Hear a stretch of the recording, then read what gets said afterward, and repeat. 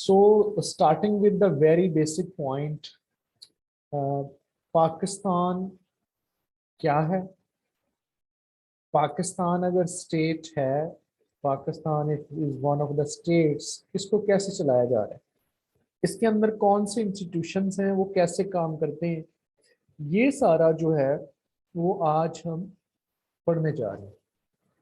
तो starting from the very basic कि पाकिस्तान, जैसे हम सबको पता है कि पाकिस्तान 1947 में मौरज़े वजूद में आया, जो पाकिस्तान के अंदर हर स्टेट को चलाने के लिए ना चार, जो सबसे इम्पोर्टेंट चीज़ होती है वो ये होती है कि उसके अंदर एक कॉन्स्टिट्यूशन होना चाहिए। ठीक है, तो पाकिस्तान के पास उस वक्त जो कॉन्स्टिट्यूशन था, दैट वाज द कॉन्स्टिट्यूशन जो अंग्रेज ने बनाया था 1935 में। वो वाला कॉन्स्टिट्यूशन अमेंड करके इंडिया में भी और पाकिस्तान में भी लागू कर दिया गया और कहा गया कि जब तक आप अपना नया कॉन्स्टिट्यूशन नहीं बनाते, आपकी जो लेजिस्लेटिव असेंबलीज हैं, कानून साज असेंबलीज हैं, वो जब तक नया कॉन्स्टिट्यूशन नहीं बनाती तब तक आपका जो सवीरियन रूलर है, जो आपका एक्चुअल रूलर है, वो क्वीन ऑफ ब्रिटेन ही होगी, जो बरतानिया की यूके की क्वीन है वही होगी। तो उन्होंने 1951 में बना लिया का अपना आइन, और हमें लग गए जनाब 1956 के अंदर हमने अपना पहला कानून बनाया, पहला आइन बनाया। तो 1956 में वो देखेंगे, अभी अभी हम प्रिसाइजली बात करेंगे कि वो कानून जो अब चल रहा है वो 1973 का कॉन्स्टिट्यूशन है, जो हमने बांग्लादेश जब बन गया तो हमें एक नए आइन की जरूरत पड़ी, तो हमने नया आइन बनाया 1973 में। उसके मुताबिक हमारा स्टेट, हमारी नेशन चल कैसे रही है, हमारा कंट्री चल कैसे रहा। सो बेसिक बेसिक तकरीबन सारी चीजें आज कवर होंगी।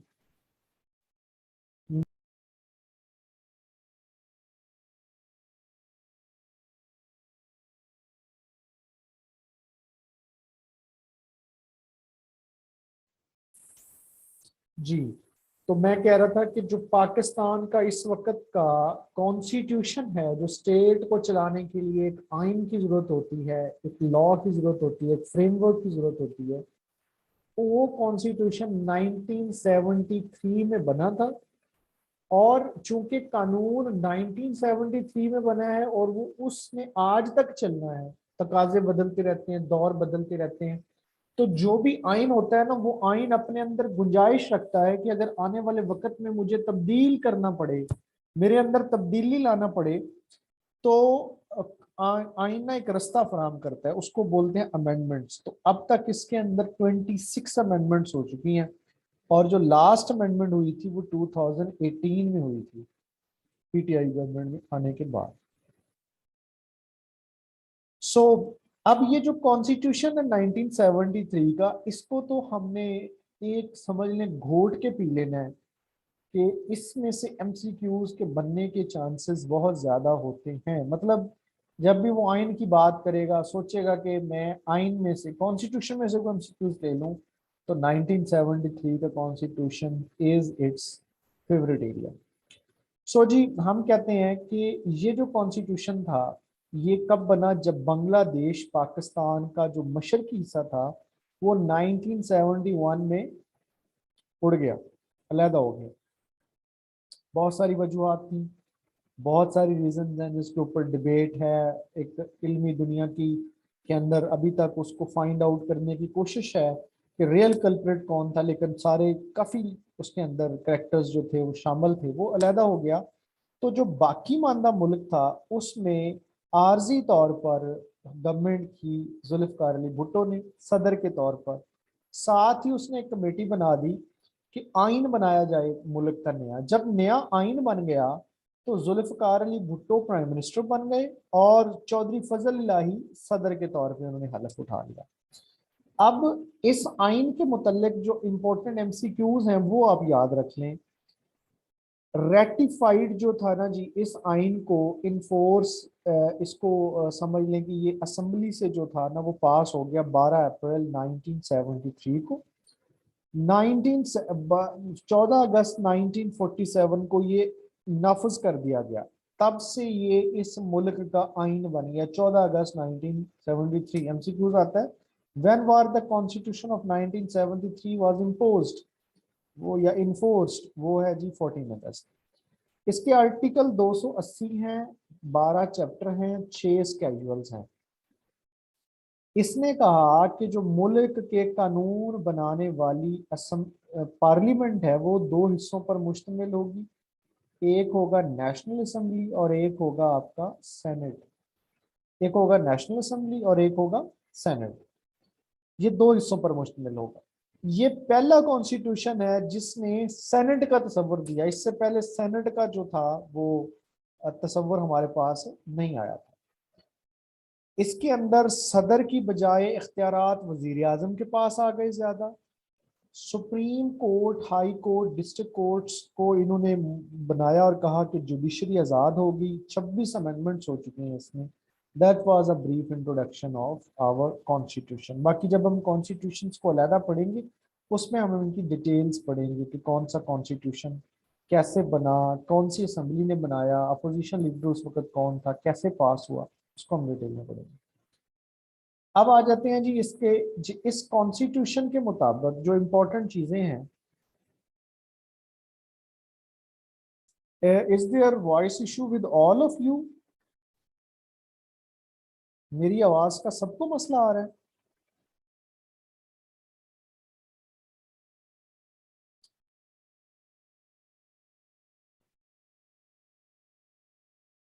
लेट मी रिकनेक्ट, फिर मुझे रिकनेक्ट करके आने दें। आप जरा रुकें, फिर मुझे रिकनेक्ट करके आने दें।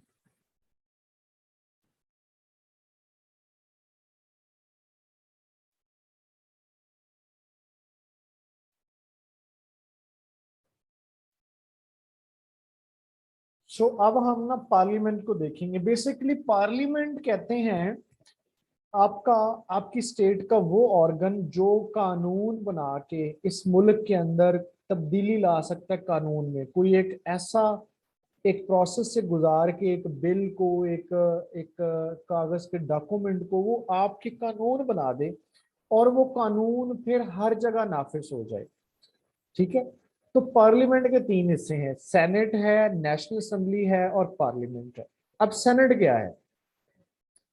हमारे हैं 4 सूबे, ठीक है, 4 प्रोविंसेस हैं हमारे, Sindh, Balochistan, Punjab and KPK. Senate एक ऐसा फोरम है जहां पर इन चारों सूबों को, चाहे उसकी आबादी ज्यादा है, चाहे उसकी आबादी कम है, चाहे उसका रकबा ज्यादा है, चाहे उसका रकबा कम है, इन सारों सूबों को मुश्तरका एक जैसी नशिस्तें दी जाती हैं और सेनेट बन जाता है।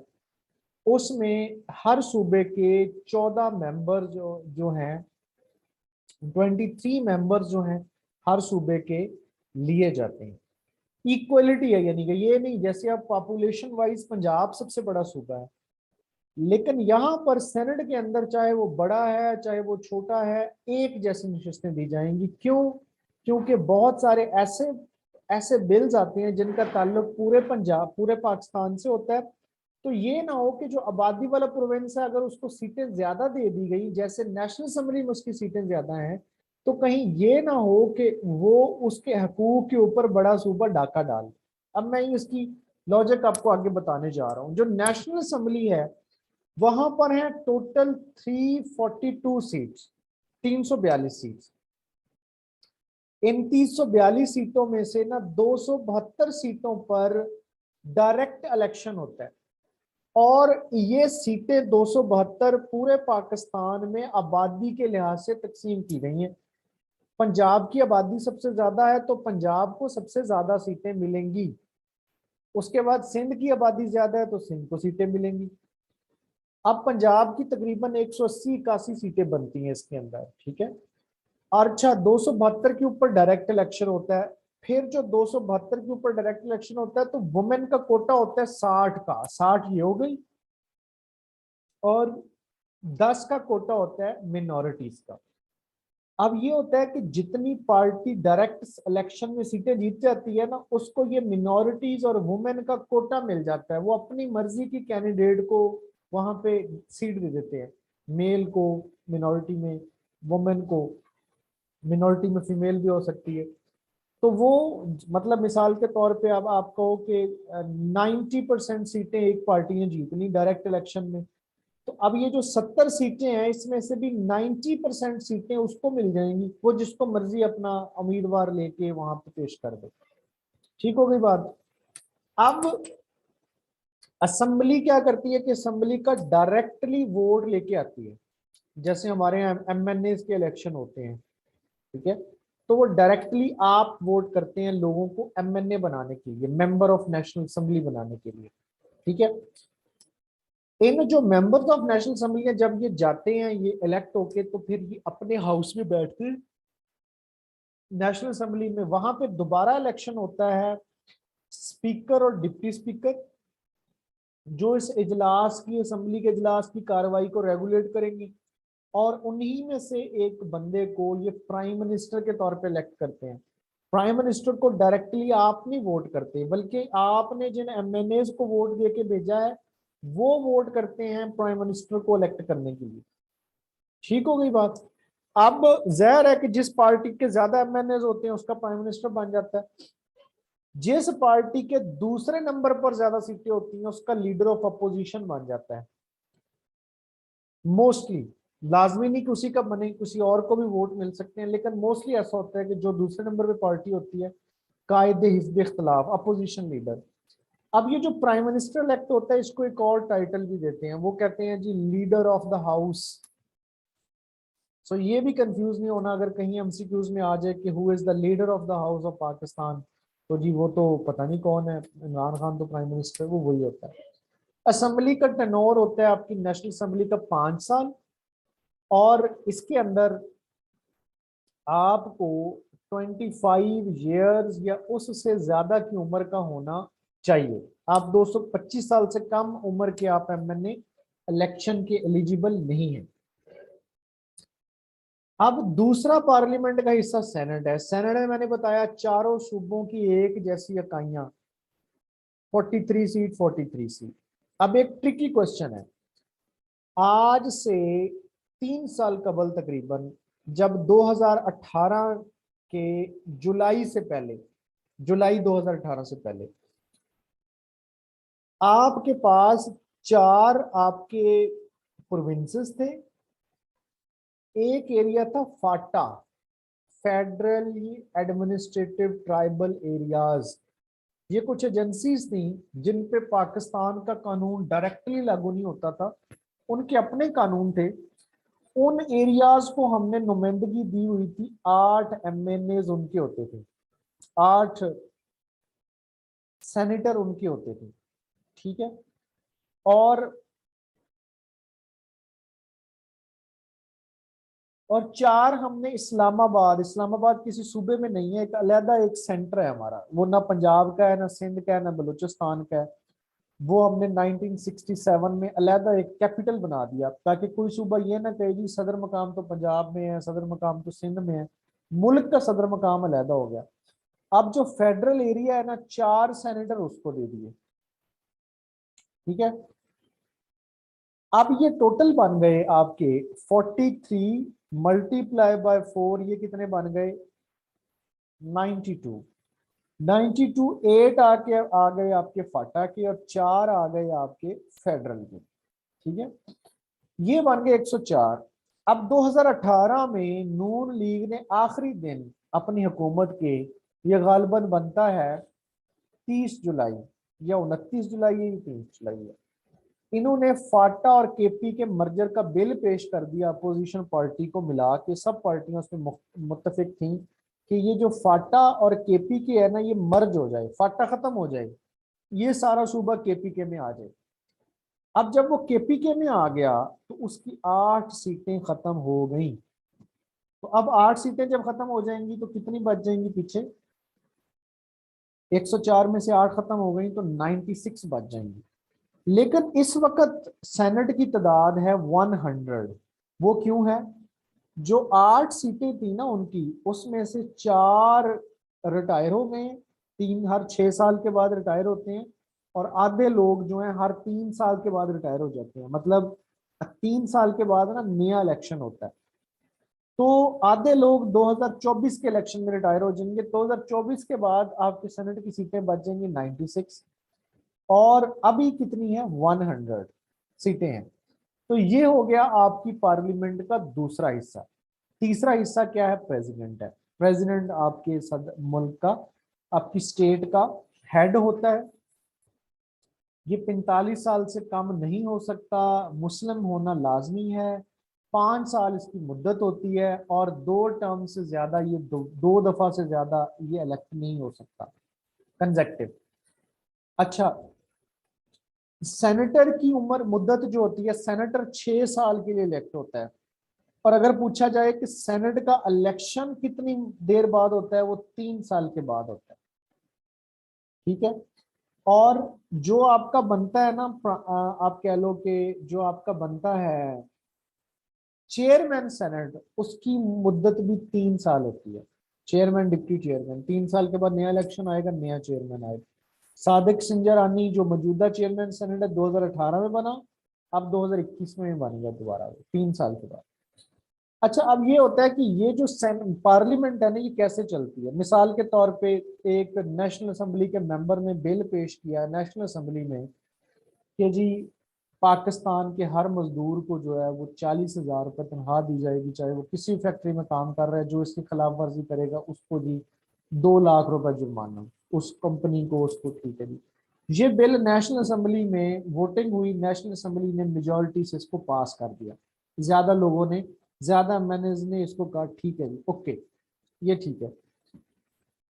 ये पास होके चला गया सेनेट के अंदर। सेनेट में भी मौजूद ज्यादातर लोगों ने इसके हक में राय दी, ये यहाँ से पास हो गया। अब ये प्रेसिडेंट के पास चला जाएगा। अभी तक ये बिल है, प्रेसिडेंट इसको साइन कर देगा, ये बन जाएगा एक्ट ऑफ पार्लियामेंट, कानून बन गया ये। अब ये तीनों पार्लियामेंट है, जब तक प्रेसिडेंट साइन नहीं करेगा उसको वो पास नहीं है अभी तक।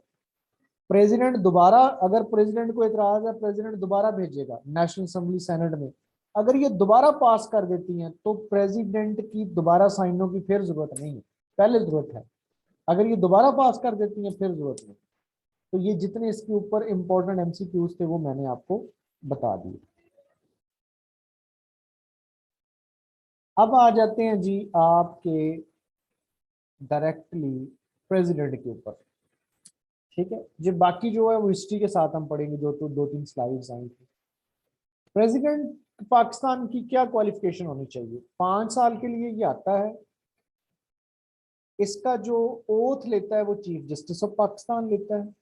ठीक है, मुस्लिम होना इसका जरूरी है।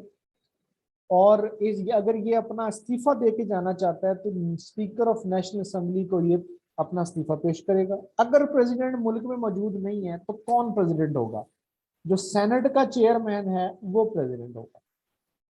अगर सदर मुल्क में मौजूद नहीं है या इसका ओहदा वैकेंट हो गया है मौत की सूरत में, किसी सूरत में, तो कायम मकाम जो सदर है वो चेयरमैन सेनेट होगा। पहला हमारा सदर जो था वो सिकंदर मिर्जा था।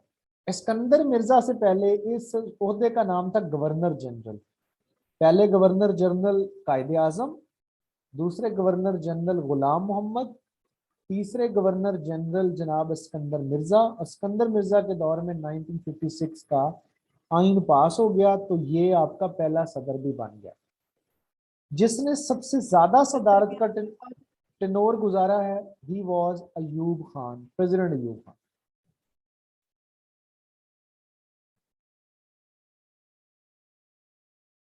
अच्छा, और जो शॉर्टेस्ट टेनोर था वो जुल्फकार अली भुट्टो ने गुजारा है, शॉर्टेस्ट टेनोर।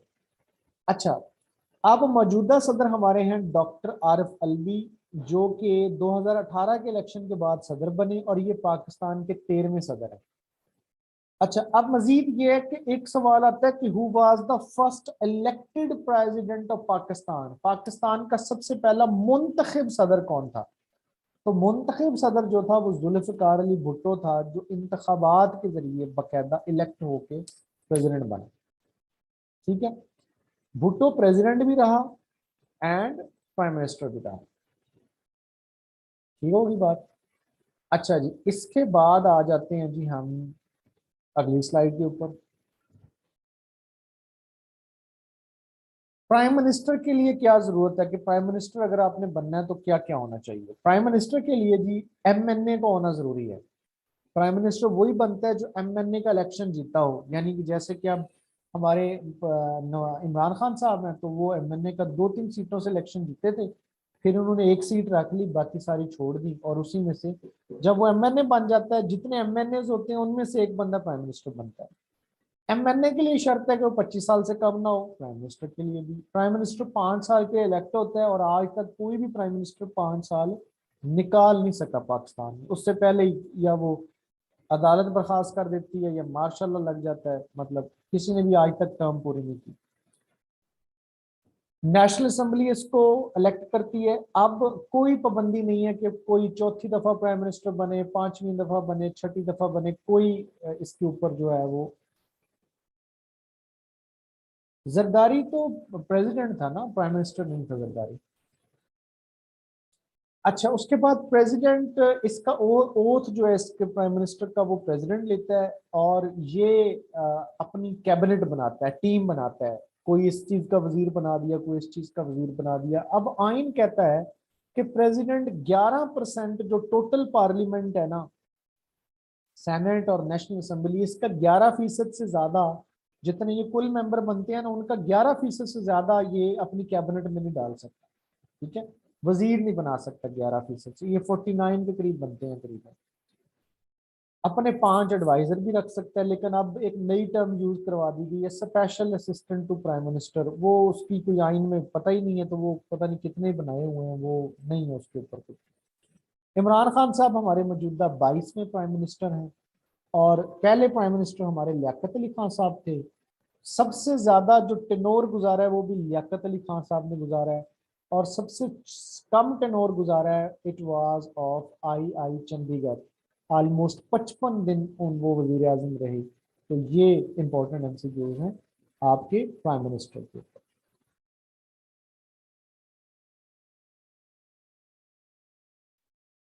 इसके बाद एक डिफरेंस है बिल, एक्ट और ऑर्डिनेंस। बिल का मतलब है कि जैसे मैंने वो मिसाल दी ना आपको कि यूं करके गुजरा, वो पहले असेंबली में आया, सेनेट में आया, जब तक सदर उसको साइन नहीं करता वो बिल है। जब उसको सदर साइन कर देता है वो एक्ट बन जाता है। पास होने के बाद वो एक्ट बन गया, सदर ने साइन कर दिया, पास हो गया।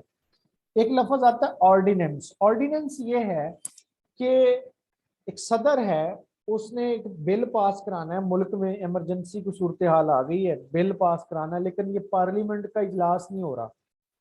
तो आइन प्रेसिडेंट को ये इख्तियार देता है कि वो अपने तौर पर एक ऑर्डर अपने दस्तखत के साथ निकाल दे, और वो कानून बन गया, उसको कहते हैं ऑर्डिनेंस। वो उसी दिन से लागू हो गया, कानून है वो। लेकिन अब उसके लिए जरूरी है कि वो 120 दिन के बाद असेंबली उसको पास करे। 150 120 डेज के बाद असेंबली उसको पास करेगी तो वो कानून रहेगा। अगर असेंबली उसको पास नहीं करती, वो कानून खत्म हो गया।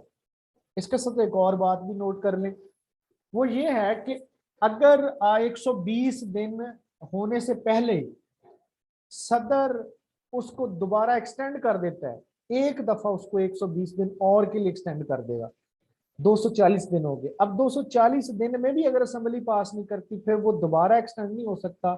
या तो असेंबली उसको पास करके लॉ बना दे, या वो फिर लैप्स हो गया, उसको बोलते हैं लैप्स, 120 डेज। ठीक है, अगर वो ऑर्डिनेंस किसी सूबाई गवर्नर ने किया है अपने सूबे के लिए, प्रोविंशियल गवर्नर के लिए, तो उसकी उम्र 90 दिन होगी। सदर ने किया है तो 120 दिन, और गवर्नर ने किया है तो 90 दिन।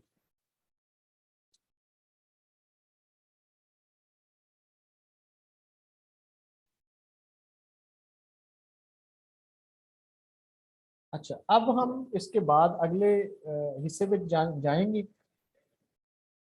तो उससे उसके लिए हम रीज्वाइन करते हैं।